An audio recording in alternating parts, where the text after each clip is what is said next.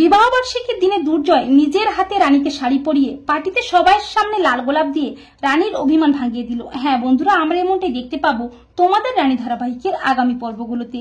দুর্জয় বিবাহ বার্ষিকীতে রানীকে নিজের কাছে পাওয়ার জন্য রানীকে সারপ্রাইজ দিতে দুনিকে রানীর কাছ থেকে নিজের কাছে নিয়ে আসে, আর রানীও দুনির টানে সেনগুপ্ত বাড়িতে এসে দুর্জয়ের ঘরে আসে। তখন দুর্জয় মনে মনে ভাবে, আমি জানতাম রানী তুমি ঠিক আসবে, এজন্যই বলে কান টানলে মাথা তো আসবেই। এরপর রানী বাড়ির সবাই অনুরোধে দুনিকে নিয়ে দুর্জয়ের সাথে একই ঘরে থেকে যায়। দুনি বলে মা ঘুম পাড়িয়ে দাও। তখন রানী দুর্জয়ের বিছানায় না বসে চেয়ারে বসে। তখন দুর্জয় মনে মনে ভাবে, এত বছরেও তোমার তেজ কমেনি দেখছি অহংকারী রানী। তোমার তেজ কিভাবে কমাতে হয় আমি খুব ভালো করেই জানি। কিন্তু দুনির জন্য বাধ্য হয়ে রানীকে বসতে হয় দুর্জয়ের বিছানায়। দুনির কাতর কান্নায় বিবাহবার্ষিকীর রাতে একই ঘরে একই বিছানায় রাত কাটায় রানী দুর্জয়। এরপর সকাল হলে বাড়ির সবাই পার্টির জন্য তোড়জোড় শুরু করে দেয়, কিন্তু বড় বৌদি শুক্লাকে বোঝাতে থাকে যে রানী যেন এই পার্টিতে কোনোভাবেই না আসে।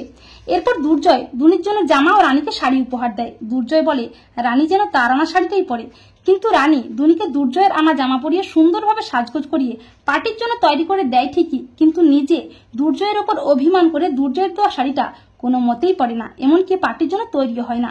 রানী বলে আমি মেয়েকে তৈরি করে দিয়েছি, কিন্তু আমি যাব না কোনো মতেই ওই পার্টিতে।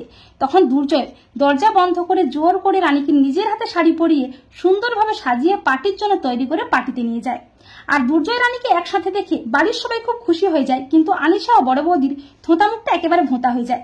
এরপর দুর্জয় পার্টিতে সবার সামনে রানীকে লাল গোলাপ দিয়ে নিজের মুখে ভালোবাসার কথা জানিয়ে রানীর কাছে ক্ষমা চেয়ে রানীকে কাছে টেনে নিয়ে অভিমানী রানীর অভিমান ভাঙিয়ে দেয়।